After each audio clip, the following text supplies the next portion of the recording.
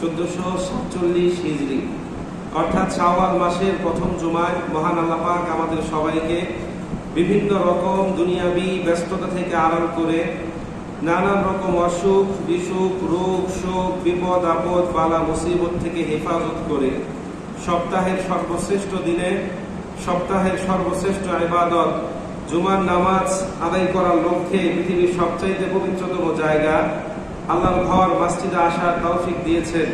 সেই জন্য অন্তরে অন্তঃস্থল থেকে সেই রবের দরবারে তারই শেখানো বাক্যে কালিমাতুশ শুকর আদায় করে আলহামদুলিল্লাহ। রব্বানা লাকাল হামদ হামদান কাসীরান তাইয়িবান মুবারাকান ফীহি। সকল প্রশংসা একজনের জন্য, তিনি কে? সম্মানিত উপস্থিতি, আজকে আমরা যে বিষয়ের উপর আলোচনা করব তার শিরোনাম হলো ঈমান ভঙ্গের কারণ এবং তার প্রতিকার সমূহ।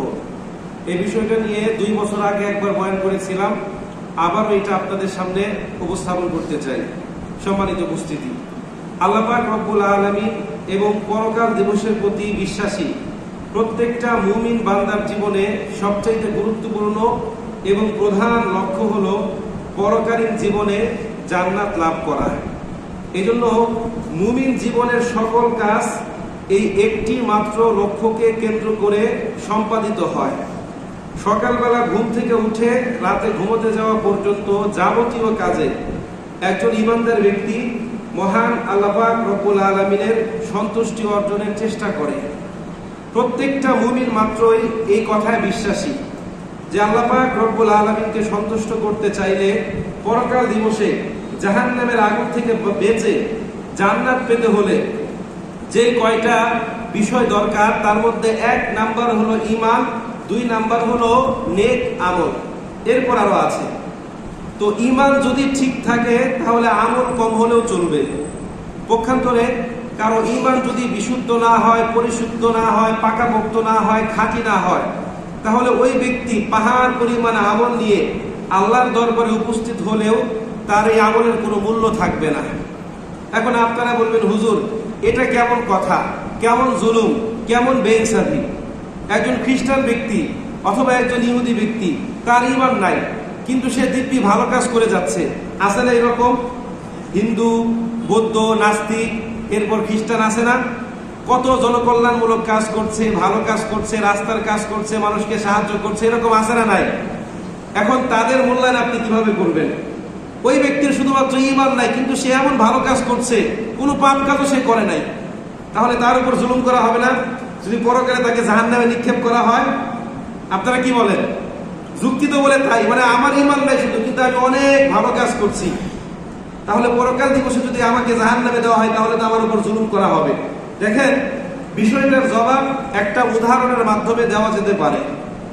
একজন সন্তান ভূমিষ্ঠ হলো, তার মা তাকে 9 মাস 10 দিন গর্ভে ধারণ করলো, প্রসব বেদনা সহ্য করে তাকে পৃথিবীতে ভূমিষ্ঠ করলো। এরপর তাকে অত্যন্ত সুন্দর করে ভরণ পোষণ করলো। পিতা তার মাথার ঘাম পায়ে ফেলে, শরীরে রক্ত পানি করে, টাকা পয়সা উপার্জন করে এই সন্তানকে পড়াশোনা করালো, মানুষের মতো মানুষ করে গড়ে তুললো।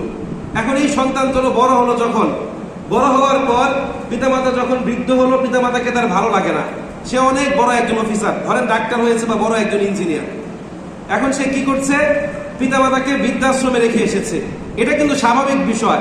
গত কয়েকদিন পূর্বে পত্রিকায় বললাম 29 জন সচিব নাকি একসঙ্গে বৃদ্ধাশ্রমে একই জায়গায় আছে। আপনারা কেউ করেছেন এরকম? আমি স্ক্রিনশট দিয়ে রেখেছিলাম, 29 জন সচিব একই বৃদ্ধাশ্রমে একই জায়গায়। তাহলে চিন্তা করে দেখেন তাদের ছেলেমেয়েরা কোথায়? সচিবদের ছেলেমেয়ে কত উন্নত পরিবেশে পড়াশোনা করে, তাদের ছেলেমেয়ে তো সুশিক্ষায় শিক্ষিত, ঠিক কিনা? তো ধরেন ওই ছেলেটা তার পিতামাতাকে কি করলো? বৃদ্ধাশ্রমে রেখে আসলো। সে তার পিতামাতাকে কোনো মূল্য দিল না, কিন্তু সে দিব্যি সমাজ সংস্কারমূলক কাজ করে যাচ্ছে, রাস্তাঘাট, ব্রিজ, কালভার্ট ঠিক করছে, কোনো গরিব দুঃখী মানুষ দেখলে তাকে সেবা করছে। এখন আপনি একজন সাধারণ মানুষ, আপনার কাছে আমি বিচার দিলাম যে ধরেন ওই ছেলেটা আমি আমার পিতামাতাকে বৃদ্ধাশ্রমে রেখে এসেছি, কিন্তু দিব্যি সমাজ সংস্কারমূলক কাজ করছি। এখন আপনি আমাকে ভালো বলবেন না খারাপ বলবেন? হ্যাঁ, আমি তো অনেক সমাজ সংস্কারমূলক কাজ করছি। তো দেখেন, চিন্তা করে যে আল্লাহ পাক রব্বুল আলামিন আমাকে আপনাকে অনস্তিত্ব থেকে অস্তিত্বে এনেছেন, আমাকে আপনাকে এত নিয়ামত দিয়েছেন, চোখ দিয়েছেন, কান দিয়েছেন, হাত পা দিয়েছেন, স্বাধীন মস্তিষ্ক দিয়েছেন। ওই দিন দেখলাম একটা লোকের পা উল্টা, সে এইভাবে চলাফেরা করছে, কৃষিকাজ করছে, মানে দেখার পর খুব কষ্ট লাগলো। অথচ আল্লাহ পাক আমাদেরকে পরিপূর্ণ সুস্থতা দিয়েছেন। দেওয়ার পর যে ব্রেন দিয়ে, যে চোখ দিয়ে, যে হাত পা দিয়ে কাজ করার পর, এগুলো দিয়ে যদি আমি আমার আল্লাহকে চিনতে না পারি, আল্লাহর প্রতি বিশ্বাস না রাখতে পারি, আমি যতই ভালো কাজ করি না কেন সমাজ আমাকে ভালো বলবে। আপনারা মনে হয় বুঝেন নাই, ভালো বলবে। আমি কি সমাজের চোখে ভালো থাকবো? ভালো থাকবো না। এই জন্য একজন বেঈমান সে যতই ভালো কাজ করুক, যতই সমাজ সংস্কারমূলক কাজ করুক, সে তার রবকে না চিনার কারণে তার ওই ভালো কাজের কোনো মূল্য নাই। এই জন্য বলা হয় যে ঈমানবিহীন আমল হলো তলাবিহীন পাত্রের ন্যায়। এই পাত্রটা ধরেন তলা নাই, এটার মধ্যে, এটা যদি সতেরো হয়, আপনি যতই পানি রাখেন এটার মধ্যে পানি ধরবে? ধরবে না। তো ঈমানবিহীন আমল হলো তলাবিহীন পাত্রের ন্যায়। আপনি যাই করেন না কেন, কোনো নেক আমল, কোনো ভালো কাজ আপনার কোনো কাজে আসবে না। সূরাতুল কাহফের 107 নম্বর আয়াত আল্লাহ রাব্বুল আলামিন বলেন, ইন্নাল্লাযীনা আমানু ওয়া আমিলুস সলিহাতি কানাত লাহুম জান্নাতুল ফিরদাউসি নুজুলা খালিদিনা ফিহা লা ইয়াবগুনা আনহা হিওয়ালা। আল্লাহ পাক বলছেন, ইন্নাল্লাযীনা আমানু, নিশ্চয়ই যারা ঈমান এনেছে, ওয়া আমিলুস সলিহাত, সেই সঙ্গে নেক কাজ করেছে, সৎ কাজ করেছে, ভালো কাজ করেছে, কানাত লাহুম জান্নাতুল ফিরদাউসি নুজুলা, তাদের জন্য রয়েছে জান্নাতুল ফিরদাউসের চূড়ান্ত সফলতা। খালিদিনা ফিহা, চিরকাল ব্যাপিয়া তারা সেই জান্নাতের মধ্যে অবস্থান করবে। লা ইয়াবগুনা আনহা হিওয়ালা, কখনোই তাদের সুখ শান্তি নাজ নিয়ামত শেষ হবে না। জোরে বলেন সুবহানাল্লাহ। তো এই আয়াতে আল্লাহ পাক আগে বলেছেন কিসের কথা? ইন্নাল্লাযীনা আমানু, নিশ্চয় যারা ঈমান এনেছে। এর মানে বোঝা যায় যে ঈমান ছাড়া আমলের কোনো ভিত্তি নাই। এই জন্য বলা হয় ঈমান হচ্ছে মুমিন জীবনের সবচাইতে ভ্যালুয়েবল, সবচাইতে দামি সম্পদ। এখন যেই জিনিস যতটা মূল্যবান, যতটা দামি, তার পরিচর্যা, তার রক্ষণাবেক্ষণ, তার গুরুত্ব তত বেশি না কম? এখন আমরা কি ঈমানের পরিচর্যা করি? ঈমানকে রক্ষণাবেক্ষণ করি? ঈমানকে গুরুত্ব দেই না। অথচ কোরআন এবং হাদিসে আল্লাহ পাক রব্বুল আলামিন এবং তার প্রিয় হাবিব বারংবার এই ঈমানকে পরিচর্যা, ঈমানকে শানিত করার আদেশ দিয়েছেন। দেখেন, আমাদের কারো কাছে যদি কোনো মূল্যবান সম্পদ থাকে, আমরা কি করি? সেটাকে সবচাইতে নিরাপদ স্থানে রাখার চেষ্টা করি, ঠিক কিনা? এবং রাখার পর দেখি সেই জায়গার আশেপাশে কোনো দুর্বলতা আছে কিনা। যদি দুর্বলতা থাকে, সেই দুর্বল জায়গাগুলোকে আমরা সবল করার চেষ্টা করি, ঠিক কিনা? দামি সম্পদটা আমরা প্রোটেক্ট করার চেষ্টা করি। এখন প্রশ্ন হলো, দামি সম্পদ রক্ষার ক্ষেত্রে আমরা যেমন জিরো টলারেন্স, ঈমানের ক্ষেত্রেও কি আমরা জিরো টলারেন্স? দামি সম্পদ রক্ষার ক্ষেত্রে আমরা যতটা সতর্কতা অবলম্বন করি, ঈমান রক্ষার ক্ষেত্রেও কি আমরা তাই করি? সম্মানিত উপস্থিতি, আমরা সবাই নিজেদেরকে পাক্কা ঈমানদার এবং মুমিন বলে পরিচয় দিই। অথচ একজন পরিপূর্ণ ঈমানদার ব্যক্তির যে সকল বৈশিষ্ট্য এবং গুণ থাকা দরকার, সেগুলো আমাদের মধ্যে অনুপস্থিত। আমরা যেমন একজন আরেকজনের সঙ্গে দেখা হলে জিজ্ঞাসাবাদ করি, হাউ আর ইউ, বা কাইফা হালুকা, বা আপনি কেমন আছেন। সাহাবা কেরাম একজন আরেকজনের সঙ্গে সাক্ষাৎ হলে সালাম দেওয়ার পর জিজ্ঞাসাবাদ করতেন, কাইফা ঈমানুকা, তোমার ঈমানের কি হালত। এখান থেকে বোঝা যায় ধন সম্পদ, সন্তান সন্ততি, পার্থিব জীবনের সব কিছুর চাইতে তারা সবচেয়ে বেশি প্রাধান্য দিতেন কাকে? ঈমানকে। যার জ্বলন্ত প্রমাণ হচ্ছে সাহাবা কেরাম। হযরতে খাব্বাব ইবনুল আরাত রাদিয়াল্লাহু তাআলা আনহু, হযরতে খুবাইব রাদিয়াল্লাহু তাআলা আনহু, হযরতে বেলাল ইবনে রাবাহ রাদিয়াল্লাহু তাআলা আনহু, হযরতে আম্মার ইবনে ইয়াসির রাদিয়াল্লাহু তাআলা আনহু, হযরতে সুমাইয়া রাদিয়াল্লাহু তাআলা আনহা। এদের জীবন কাহিনী বললে আপনার চোখ দিয়ে পানি বের হয়ে যাবে। এরা নিজেদের মহামূল্যবান জীবনকে উৎসর্গ করেছে, কিন্তু একটা বারের জন্যও এরা কি বেঈমানিমূলক কথাবার্তাও মুখ দিয়ে বের করে নাই, অর্থাৎ ঈমান হারা হয় নাই। এরা কি করেছে? সবচেয়ে বেশি প্রাধান্য দিয়েছে ঈমানকে। এখন আপনাদের যদি আমি প্রশ্ন করি যে নামাজ ভঙ্গের কারণ কয়টা, অনেকে বলতে পারবেন 19টা। যদি আপনাদেরকে বলি ওযু ভঙ্গের কারণ কয়টা, অনেকে এক নিঃশ্বাসে বলবেন 7টা। কিন্তু আপনাদেরকে যদি আমি প্রশ্ন করি ঈমান ভঙ্গের কারণ কয়টা, কয়জন বলতে পারবেন? আমরা আমাদের জীবনের শুরুতেই যখন অজু করতে শিখি তখন সঙ্গে সঙ্গে এটাও জানার চেষ্টা করি কোন কোন কাজ করলে অজু ভেঙে যায়। কারণ অজুর নিয়ম কানুন শিখাটা যতটা গুরুত্বপূর্ণ, অজু ভঙ্গের নিয়ম কানুন জানাটা যতটা গুরুত্বপূর্ণ, তার চাইতে বেশি গুরুত্বপূর্ণ হচ্ছে অজু ভঙ্গের নিয়ম কানুন জানাটা। আবার আমরা যখন নামাজের নিয়ম কানুন শিখি তখন এটাও জানার চেষ্টা করি কোন কোন কাজ করলে নামাজ ভেঙে যায়। এখন ধরেন যেই যেই ইবাদতের জন্য অজু আবশ্যক, ওই সকল ইবাদতগুলো যদি আপনি অজু ছাড়া করেন তাহলে লাভ হবে। ধরেন নামাজ পড়ার পূর্ব শর্ত হচ্ছে তাহারাত বা পবিত্রতা। এখন আপনি যদি অজু ছাড়া 100 রাকাত নামাজ পড়েন কোনো কাজ হবে? আপনি 2 লাখ টাকা খরচ করে বাইতুল্লাহ গেলেন উমরা করতে, এখন তওয়াফ করার আগ মুহূর্তে আপনার অজু নাই, অজুবিহীন আপনি বাইতুল্লাহ তওয়াফ করলেন, আপনার এই লক্ষ টাকা খরচ করে বাইতুল্লাহ তওয়াফে কোনো লাভ হবে? হবে না। দেখুন, অজুর নিয়ম কানুন শিখার পাশাপাশি অজু ভঙ্গের কারণ জানাটা যতটা গুরুত্বপূর্ণ, নামাজের নিয়ম কানুন শিখার পাশাপাশি নামাজ ভঙ্গের কারণ জানাটা যতটা গুরুত্বপূর্ণ, হজের নিয়ম কানুন শিখার পাশাপাশি ইহরাম ভঙ্গের কারণ জানাটা যতটা গুরুত্বপূর্ণ, তার চাইতে বেশি গুরুত্বপূর্ণ হলো ঈমান আনার পর কোন কোন কাজ করলে ঈমান ভেঙে যায় সেই কাজগুলো সম্পর্কে জানা। জোরে বলেন ঠিক কিনা? কিন্তু ঈমানের প্রশ্নে আমরা অনেকেই দুর্বল। দেখেন, বাংলাদেশে যত জনসংখ্যা তার মধ্যে 91% মানুষ হচ্ছে মুসলিম। এই 91%-এর মধ্যে আবার 100% হচ্ছে বংশ পরম্পরায় উত্তরাধিকার সূত্রে মুসলিম। অর্থাৎ এই যে আমরা মুসলমান, এখানে একজনও কি আছেন যে নিজের ইচ্ছায় গবেষণা করে পড়াশোনা করে ইসলাম ধর্মে দীক্ষিত হয়েছেন? এখানে নাই। তার মানে এখানেও 100%। এর মানে আমাদের দাদা, পরদাদা, আমাদের বাবা, আমাদের আত্মীয় স্বজন, মা, নানি, এরা মুসলমান ছিল। এই মুসলমানের ঘরে জন্মগ্রহণ করে স্রোতের অনুকূলে গা ভাসিয়ে দিয়ে আমরাও কি হয়ে গিয়েছি? মুসলমান। আমরা কিন্তু কেউ স্রোতের বিপরীতে গা ভাসাই নাই, ঠিক কিনা? হ্যাঁ, আমরা কিন্তু কেউ গবেষণা করে মুসলমান হই নাই। ধরেন এই যে সাহাবা কেরামের মর্যাদা এত বেশি কেন? তারা ওই যুগে স্রোতের প্রতিকূলে গা ভাসিয়েছে। মানে সমাজের স্রোত যদি এইদিকে বইছে, যে সাহাবা কেরাম ইসলাম ধর্মে দীক্ষিত হয়েছে তারা কি করেছেন? স্রোতের বিপরীতে গিয়েছেন। এখন বলেন তো, স্রোতের বিপরীতে যাওয়া সহজ না কঠিন? কঠিন।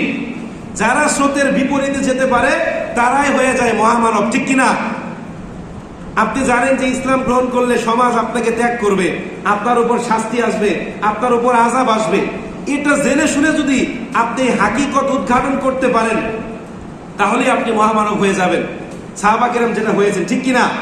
সম্মানিত উপস্থিতি, এখন দেখেন, আজকে আমরা হাদিসের মধ্যে প্রায় বলি যে একজন বেঈমান ব্যক্তি যদি, কাফের মুশরিক যদি ইসলাম ধর্ম গ্রহণ করে তাহলে তার কোনো গুনাহ থাকে না, ঠিক কিনা? এখন কেন থাকে না আপনি একবারের জন্য চিন্তা করেছেন? সে তার পিতা, মাতা, বাবা, ভাই, বোন, 14 গোষ্ঠীর ধর্ম ছেড়ে রেখে স্রোতের বিপরীতে গা ভাসিয়ে ভিন্ন একটা দিকে চলাফেরা করছে। কত ত্যাগ সে সহ্য করেছে, ঠিক কিনা? করে নাই? আপনি আমি করেছি? আপনি আমি ইসলামের জন্য করেছি? করি নাই। এই জন্য তাদের এত মর্যাদা। একজন অমুসলিম ব্যক্তি ইসলাম সম্পর্কে, অমুসলিম থেকে যারা ইসলাম ধর্ম গ্রহণ করে এরা ইসলাম সম্পর্কে যতটুকু জানে, ইসলামের হাকিকত যতটুকু বুঝে, একজন মুসলমান ব্যক্তি 70-80 বছর বয়স্ক ব্যক্তিও ততটা বুঝে না। এই জন্য তাদের মর্যাদা এত বেশি। সম্মানিত উপস্থিতি, তো বলছিলাম আমরা নিজেদেরকে ইমানদার হিসাবে দাবি করি, অথচ এমন এমন কাজগুলো আমরা করি যেগুলো কখনোই একজন ইমানদার ব্যক্তির করা উচিত নয়। যদি আমরা এগুলো করি তাহলে আমাদেরও ইমান থাকবে না। আল্লাহ পাক রব্বুল আলামিন সূরাতুন নাহলের 36 নম্বর আয়াতের মধ্যে বলেন, ওয়ালাকাদ বাআসনা ফি কুল্লি উম্মাতির রাসূল আন ইয়াবুদুল্লাহা ওয়াজতানিবুত তাগুত ফামিনহুম মান হাদাল্লাহ ওয়া মিনহুম মান হাক্কাত আলাইহিদ দালাল। আল্লাহ বলছেন, ওয়ালাকাদ, অবশ্যই, বাআসনা, আমি প্রেরণ করেছি, ফি কুল্লি, প্রত্যেক জাতির মধ্যেই, উম্মাতির রাসূল, মানে রাসূল প্রেরণ করেছি, প্রত্যেক উম্মার কাছে নবী রাসূল প্রেরণ করেছি। কেন? আন ইয়াবুদুল্লাহা ওয়াজতানিবুত তাগুত, এই মর্মে তারা যেন মানুষকে তাগুতের ইবাদত থেকে দূরে রাখে। ফামিনহুম মান হাদাল্লাহ, অতঃপর তাদের মধ্যে কিছু মানুষকে আল্লাহ পাক হেদায়েত দিয়েছে। ওয়া মিনহুম মান হাক্কাত আলাইহিদ দালাল, আর বাকি কিছু মানুষ স্বেচ্ছায় নিজেদের ইচ্ছা মতো তারা ওই যে আপনার কি বলে পথ ভ্রষ্টতা, গুমরাহির পথকে বেছে নিয়েছে। সম্মানিত উপস্থিতি, তো এই আয়াতে আল্লাহ পাক বলছেন যে প্রত্যেক জাতির মধ্যে আল্লাহ পাক কি করেছেন? নবী রাসূল প্রেরণ করেছেন। কেন? মানুষকে শয়তানের উপাসনা থেকে বিরত রাখতে, মানুষকে জাহান্নামের আগুন থেকে বাঁচিয়ে জান্নাতের পথ প্রদর্শন করতে। আল্লাহ পাক রব্বুল আলামিন যখন শয়তানকে জান্নাত থেকে বিতাড়িত করলো, তখন এই শয়তান একটা শপথ নিয়েছিল। শয়তান মনে মনে বলল তখন যে মানুষের কারণে আমি জান্নাত থেকে বিতাড়িত হয়েছি, এই মানুষ দ্বারা আমি জাহান্নাম পরিপূর্ণ করব। তখন সে বলেছিল, সূরাতুল আরাফের 17 নম্বর আয়াতে আল্লাহ পাক বলেন, সুম্মা লাআতিয়ান্নাহুম মিন বাইনি আইদিহিম ওয়া মিন খালফিহিম ওয়া আন আইমানিহিম ওয়া আন শামাইলিহিম ওয়া লা তাজিদু আকসারাহুম শাকিরিন।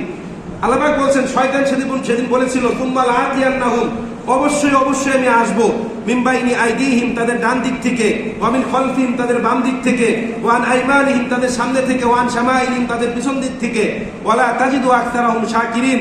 আর আপনি আপনার অধিকাংশ বান্দাদেরকে কৃতজ্ঞতা আদায়কারী হিসাবে পাবেন না, তারা বেশিরভাগই কুফরি করবে। কে বলেছিল এই কথা? শয়তান বলেছিল। এর মানে শয়তানের মূল টার্গেট হচ্ছে আমাদেরকে প্রতারিত করে, ধোঁকা দিয়ে, আমাদের দ্বারা খারাপ কাজ করিয়ে আমাদের দিয়ে জাহান্নামকে পরিপূর্ণ করা, ঠিক কিনা?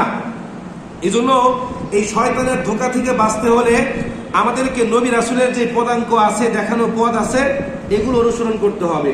এছাড়া এমন কিছু কাজ আছে যেগুলো করলে একজন ইমানদার ব্যক্তির ইমান চলে যায়, ওই সকল কাজের ধারে কাছেও যাওয়া যাবে না। সম্মানিত উপস্থিতি, এখন দেখেন আমাদের দেশের মসজিদগুলোতে নামাজের গুরুত্ব ফজিলত, রোজার গুরুত্ব ফজিলত, হজের গুরুত্ব ফজিলত নিয়ে আলোচনা করা হয়, এগুলোকে অনেক বেশি প্রাধান্য দেওয়া হয়। কিন্তু একজন মুসলমানের জীবনের শ্রেষ্ঠ সম্পদ ঈমান ভঙ্গের কারণ নিয়ে প্রায় জায়গায় আলোচনা করা হয় না। কেন? কারণ ঈমান ভঙ্গের যে কারণগুলো আছে, এখানে কিছু সেনসিটিভ বিষয় আছে যেগুলো সরাসরি আমাদের সমাজের এলিয়েট শ্রেণী, একটা শ্রেণীর গায়ের মধ্যে আঘাত করে। তো নর্মালি আমাদের গ্রাম অঞ্চলের যে মসজিদগুলো, ওইগুলোতে যারা সমাজপতি, একটু এলিয়েট শ্রেণী, এরা সভাপতি বা সেক্রেটারি থাকে। তো এই কথাগুলো যাদেরকে বলা হয়, তখন সরাসরি তাদের গায়ে অ্যাটাক করে, তখন ইমাম মুয়াজ্জিনদের চাকরির উপর প্রেশার আসে। আবার আমার এলাকায় যে মসজিদ, আমার পরিবারের অনেকে ওই মসজিদ কমিটিতে আছে। তো ইমাম সাহেব আমাকে বলে, হুজুর আপনি একদিন এখানে এসে বয়ান করবেন ঈমান ভঙ্গের কারণ নিয়ে। আপনার নানারা, আত্মীয় স্বজন অনেকে আছে, তো দেখবেন এরা আপনাকে টার্গেট করে আপনাকে কি করবে, আক্রমণ করবে। দেখেন এই একটা অবস্থা হচ্ছে। তো ঈমান ভঙ্গের কারণে অনেকগুলো সেনসিটিভ বিষয় আছে, এগুলো যথাযথভাবে ব্যাখ্যা করলে সরাসরি সমাজের একটা শ্রেণীর গায়ের মধ্যে আঘাত লাগে। এক হাদিসে পড়েছিলাম, প্রত্যেক 1000 জনের মধ্যে কয়জন মানুষ জান্নাতি? কয়জন? একজন, বাকি 99 জন কি জাহান্নামী। তো এই কথাগুলো বললে তাদের গায়ে লাগে। যাই হোক, বলছিলাম এই জন্য উলামায়ে কেরাম কি এগুলো নিয়ে আলোচনা করতে ভয়, অনেক সময় কৌশলে তারা এড়িয়ে যায়, হিকমত অবলম্বন করে। কিন্তু এগুলো আমাদের বলা উচিত, ঠিক কিনা? বলা উচিত না? সম্মানিত উপস্থিতি, তো ঈমান ভঙ্গের যে কারণ, তার মধ্যে 1 নম্বর হচ্ছে আশিরকু বিল্লাহ।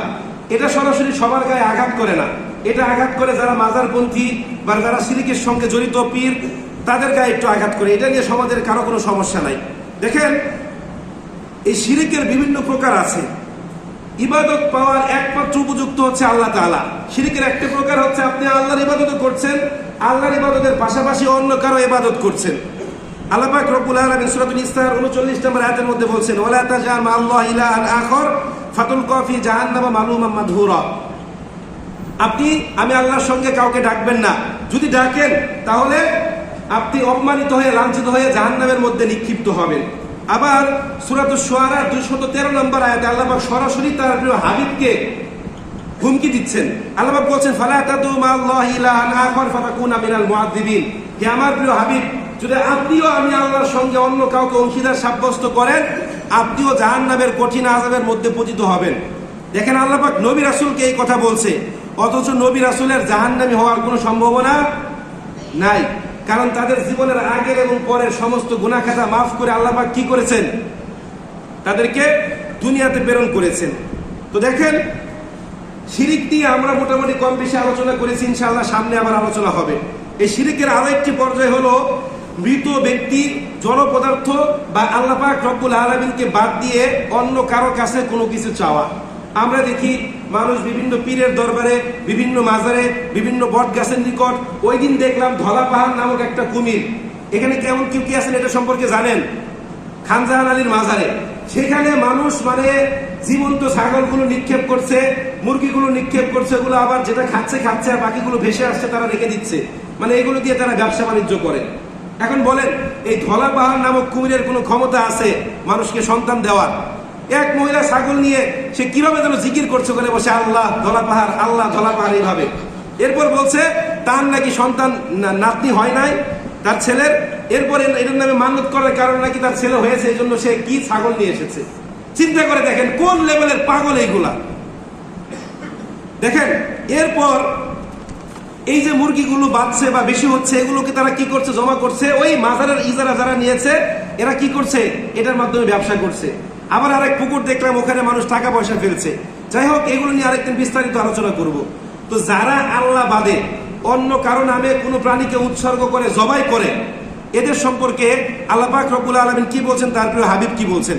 দেখেন সহিহ মুসলিম 1978 নম্বর হাদিস, রাসূল বলছেন যে 4 শ্রেণীর মানুষের উপর আল্লাহ পাক রব্বুল আলামিন লানত করেছেন।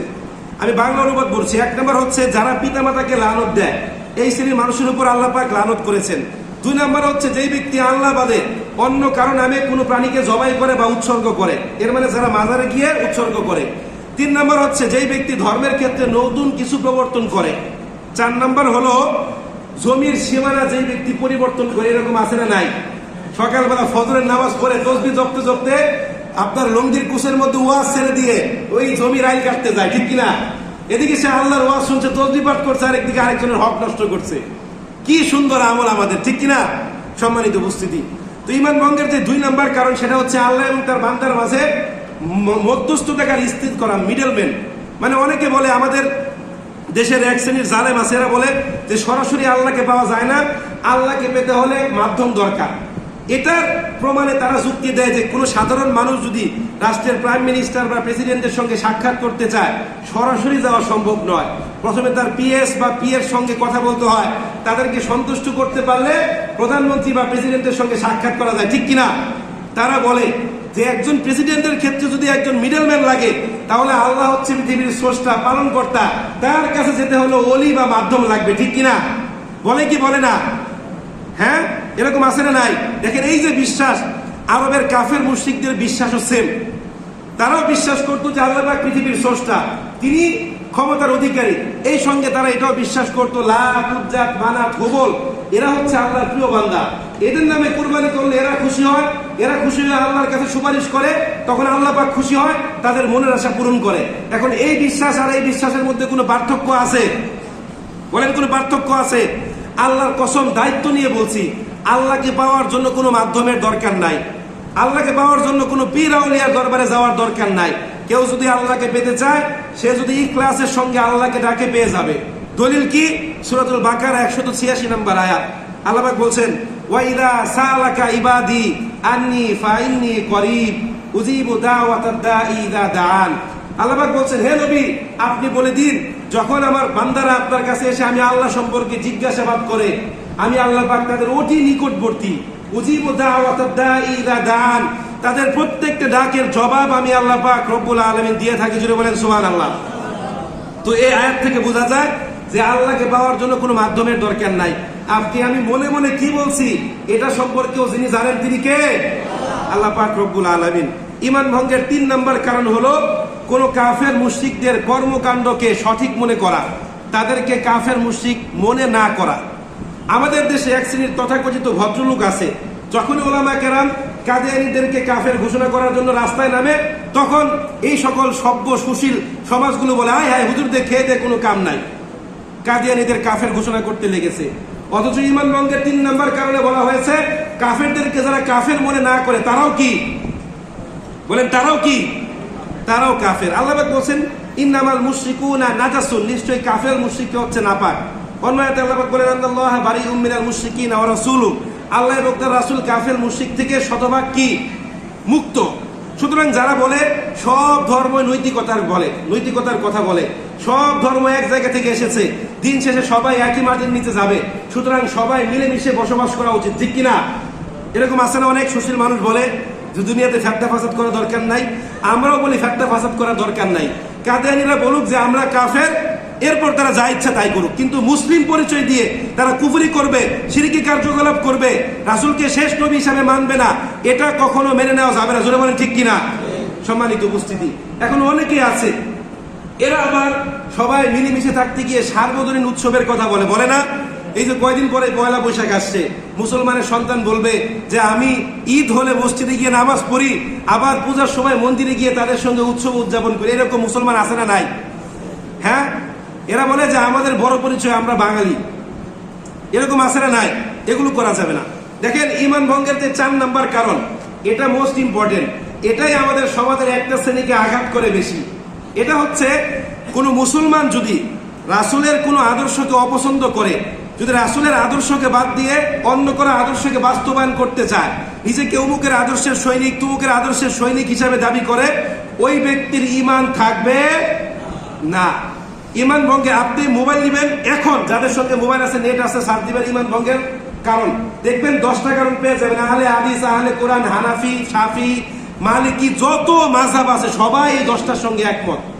ঈমান ভঙ্গে 10টা কারণ লিখবেন, দেখবেন কেউ 3 নম্বরে কেউ 4 নম্বরে উল্লেখ করেছে। এর ভিতরে একটা হচ্ছে যে আদর্শের ক্ষেত্রে রাসূলকে বাদ দিয়ে অন্য কারো আদর্শকে অনুকরণ করা।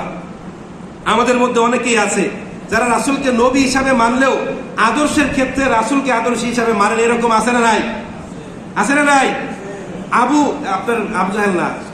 আপনারা আব্দুল্লাহ ইবনে উবাইয়ের জীবনী পড়েছেন, অনেকবার পড়া হয়েছে, এটার উপর পরীক্ষাও দিয়েছে আমি। আমাদের যখন দাখিল নবম শ্রেণীতে পড়তাম, আমাদের হুজুর এই আব্দুল্লাহ ইবনে উবাইয়ের জীবনের উপর আমাদের পরীক্ষা নিয়েছিল 3 দিন ব্যাপী। অনেক ভালো করে পড়েছে। এই লোকটার জীবনে তেমন বেশি যে পাপ কাজ ছিল তেমন না।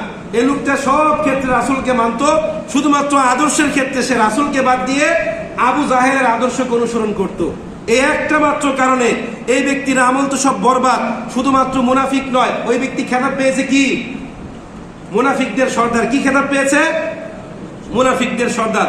এবং মৃত্যুবরণ করার পর তার ছেলে গিয়ে বলল, তার ছেলে আবার ভালো ছিল, বলল, ইয়া রাসূলুল্লাহ, আমার বাবা তো অনেক পাপ কাজ করেছে, আপনি দয়া করে আপনার জামাটা দেন, আমার পিতার গায়ে পরান, যাতে আমার পিতার কবরের আযাব একটু কম হয়। আপনি দয়া করে আমার পিতার জানাজার নামাজটা পড়ান। রাসূল যাচ্ছিলেন, তখন কোন বর্ণনায় আছে হযরত ওমর রাদিয়াল্লাহু তাআলা আনহু সামনে থেকে এইভাবে তাকে বাধা দিয়েছেন, আবার কোন বর্ণনায় আছে রাসূলের জামা মোবারক টেনে ধরেছেন। এরপর আল্লাহ পাক রব্বুল আলামিন আয়াত নাযিল করলেন, ওয়ালা তুসাল্লি আলা আহাদিন মিনহুম মাতা আবাদা ওয়ালা তাকুম আলা কবরি। আপনি কখনোই তাদের জানাজার নামাজ পড়বেন না, এমনকি তাদের কবরের সামনেও দাঁড়াবেন না। কাদের? যারা মুনাফিক। এখন যদি রাসূল থাকতো আর আয়াত নাযিল হতো আর মরার পর আল্লাহ পাক বলে দিতেন কে মুনাফিক আর কে প্রকৃত মুমিন, তাহলে দেখা যায় আমাদের মধ্যে অনেকের জানাজার নামাজ নসিব হতো না, ঠিক কিনা? জানাজার সময় আল্লাহ পাক বলে দিতেন রাসূলকে যে এই ব্যক্তি রাসূলের আদর্শ বাস্তবায়ন করতে চেয়েছিল, ওই ব্যক্তি চায় নাই, ওই ব্যক্তি স্লোগান দিয়েছে আমি অমুকের আদর্শের সৈনিক, তুমুকের আদর্শের সৈনিক, এরকম স্লোগান দিয়েছে, সে বলছে যে তার জন্য আমি জীবন দিতেও প্রস্তুত। এরকম আছে না নাই? এজন্য আপনি যাই করেন না কেন, আপনার আদর্শ হবে কে? রাসূল কারীম সাল্লাল্লাহু আলাইহি সাল্লাম। ঈমান ভঙ্গের 5 নাম্বার কারণ হচ্ছে ইসলামের কোনো বিধানকে অপছন্দ করা। আপনি বলবেন যে ইসলামের এই বিধানগুলো আমাদের কাছে ভালো লাগে, আর ওই সকল বিধানের ক্ষেত্রে ম্যাকিয়াভেলি, রুশো, এরপর অ্যারিস্টটল, সক্রেটিস, প্লেটো, এরা কি বলেছে এদের কথাগুলো আমি মানবো, তাহলে আপনার ঈমান থাকবে? থাকবে না। দেখেন আল্লাহ পাক সূরাতুল বাকারার 8 নম্বর আয়াতের মধ্যে কি বলছেন? আল্লাহ পাক বলছেন, ওয়া মিনান নাসি মা ইয়াকুলু আমান্না বিল্লাহি ওয়া বিল ইয়াউমিল আখির ওয়া মা হুম বিমুমিনিন। আর মানুষের মধ্যে এমন কিছু মানুষ আছে যারা বলে আমরা আল্লাহর প্রতি এবং পরকাল দিবসের প্রতি ঈমান এনেছি। আল্লাহ পাক বলছেন ওয়া মা হুম বিমুমিনিন, কিন্তু প্রকৃতপক্ষে তারা মুমিন না। তারা কি নয়? এই সার্টিফিকেট কে দিয়েছেন? আল্লাহ পাক রব্বুল আলামিন। ঈমান ভঙ্গের 6 নম্বর কারণ হলো ইসলামের কোনো বিধান নিয়ে ঠাট্টা বিদ্রূপ করা। দাড়ি, পর্দা, এগুলো নিয়ে কি ঠাট্টা বিদ্রূপ করা। অনেক আমাদের বোন আছে, মেয়ে আছে, এরা দাড়িওয়ালা ছেলেদেরকে বিয়ে করতে চায় না, ঠিক কিনা? আবার অনেক ছেলে আছে এরা বোরকা পরিহিত মেয়েদেরকে বিয়ে করতে চায় না। আরে ও তো অসামাজিক, বোরকা পরে, একে নিয়ে আমি কোনো অনুষ্ঠানে যেতে পারবো না, সেখানে যেতে পারবো না, এরকম আছে না নাই? এটা মানে হচ্ছে ইসলামের বিধান নিয়ে ঠাট্টা বিদ্রূপ করা। 7 নম্বর হচ্ছে ব্ল্যাক ম্যাজিক, জাদুটোনা করা। এটা যদি কেউ করে তাহলে তার ঈমান থাকবে না, ওই ব্যক্তি কাফের, মুশরিক, বেঈমান হয়ে মারা যাবে। 8 নম্বর হচ্ছে মুসলিমদের বিরুদ্ধে কাফেরদেরকে সাহায্য সহযোগিতা করা। এটা বর্তমান পৃথিবীতে বেশি না কম? পৃথিবীতে মুসলিম কান্ট্রি কয়টা? ওআইসি ভুক্ত দেশ হচ্ছে 57টা। যুদ্ধ করে যাচ্ছে ইরান একা, ঠিক কিনা? এরপর আবার যখন দেখেন ফিলিস্তিনের চারপাশে সবগুলো মুসলিম রাষ্ট্র নাকি মুশরিক? হ্যাঁ, সবগুলো মুসলিম রাষ্ট্র, এরপরও শুধু ফিলিস্তিনের মাটিতে রক্ত আর রক্ত, ঠিক কিনা? আজকে মুসলমানের সন্তান সমর্থন করে কাকে? কাফের মুশরিকদেরকে। আজকে দেখেন এই যে ইহুদি জাতি পৃথিবীতে সংখ্যায় বেশি না কম? কম। তারা সংখ্যায় কম হলেও তাদের মধ্যে ইউনিটি আছে। তারা জাতিগত সফলতার কথা চিন্তা করে, এই জন্য তারা জাতিগতভাবেও সফল হয়, ব্যক্তিগতভাবেও সফল হয়। আর অবুঝদার মুসলমানের সন্তানরা ব্যক্তিগতভাবে সফল হওয়ার চেষ্টা করে, এই জন্য তারা জাতিগতভাবেও ব্যর্থ হয়, ব্যক্তিগতভাবেও কি হয়? ব্যর্থ হয়। ঠিক কিনা? এই যে যখন আমেরিকা ইসরায়েলকে সাহায্য করে ফিলিস্তিন বা ইরানের উপর আক্রমণ করে, তখন সৌদি আরব ভাবে আমি যদি এখন আমেরিকার বিপক্ষে যাই আমার তেল কিনবে না, পেট্রো ডলারের যে রাজনীতি এটা বন্ধ হয়ে যাবে। ঠিক কিনা? এরপর যে আরো যারা আছে এরা এগুলো চিন্তা ভাবনা করে, যার ফলে আরে ভাই মুসলমানের কথা কি বলবো, বাংলাদেশের কথা বলেন, বাংলাদেশের সব মুসলমান না, আলেম ওলামাদের কথা বলেন, আলেম ওলামা না ইমাম সাহেবদের কথা বলেন। এই যে কাওলা এলাকায় যতগুলো মসজিদ আছে এই সকল ইমামদের মধ্যে কি মিল আছে? বলেন আছে? একজন আরেকজনকে মানে ধুয়ে দিচ্ছে, একজন আরেকজনের নামে গীবত, একজন আরেকজনের নামে পরনিন্দা। আপনি এটা বাদ দেন, যারা নামাজ পড়ে 5 ওয়াক্ত এদের মধ্যে দেখেন কত ঘৃণা, বিদ্বেষ, হিংসা এরকম আছে না নাই? অথচ একটা আয়াতের দিকে মনে পড়লে আমার কান্না আসে। আল্লাহ পাক বলছেন ওয়াতাসিমু বিহাবলিল্লাহি জামিআ ওয়া লা তাফাররাকু, তোমরা আল্লাহর রশিকে সবাই মিলে একসঙ্গে আঁকড়ে ধরো, কখনো পৃথক হইও না। মানে এই আয়াতের উপর আমাদের কি নাই? আমল নাই। তাহলে কি আমরা কতটুকু ইমানদার আমি জানি না, আপনাদের কাছে প্রশ্ন রেখে গেলাম। সম্মানিত উপস্থিতি, যেহেতু সময় সংক্ষেপ, 9 নম্বর হচ্ছে আল্লাহর মনোনীত দিন বা বিধান থেকে মুখ ফিরিয়ে নেওয়া। এটা বিভিন্ন ভাবে করা যেতে পারে, যেমন দিন শেখা বা জানার চেষ্টা না করা, এটা একটা, ওলামায়ে কেরাম বলছেন। 2 নম্বর হচ্ছে দিনের বিধান মানতে অস্বীকার করা। 3 নম্বর হচ্ছে ইসলামের দায়িত্ব ফরজের প্রতি অনীহা প্রকাশ করা। 4 নম্বর হচ্ছে দিনকে গুরুত্বহীন এবং অপ্রয়োজনীয় মনে করা। আল্লাহ পাক রব্বুল আলামিন সূরা আত-তাহা 124 নম্বর আয়াতের মধ্যে বলছেন ওয়ামান আ'রাদা আন যিকরি ফাইন্না লাহু মাঈশাতান দনকা ওয়া নাহশুরুহু ইয়াওমাল কিয়ামাতি আমা ইলা আখিরিল আয়াত। আল্লাহ পাক বলছেন যেই ব্যক্তি আমি আল্লাহর শরণ থেকে, আমি আল্লাহর বিধান থেকে মুখ ফিরিয়ে নেয়, হাসরের দিবসে আমি আল্লাহ পাক তাকে অন্ধ অবস্থায় তুলব। যাই হোক, এই আয়াতটা আরেক সময় ব্যাখ্যা করব। 10 নম্বর হচ্ছে নিফাক। নিফাক মানে কি? মুনাফিকি করা। এটা করলে ঈমান ভেঙে যায়। এই যে 10টা কারণের কথা বললাম, এই 10টা কারণের সাথে সকল ঘরানার ওলামায়ে কেরাম একমত। এই 10টা কারণের একটাও যদি আপনার মধ্যে থাকে তাহলে আপনাকে ঈমান নবায়ন করতে হবে। সম্মানিত উপস্থিতি, আরেকটা গুরুত্বপূর্ণ বিষয় হচ্ছে শাওয়াল মাসের 6 রোজা।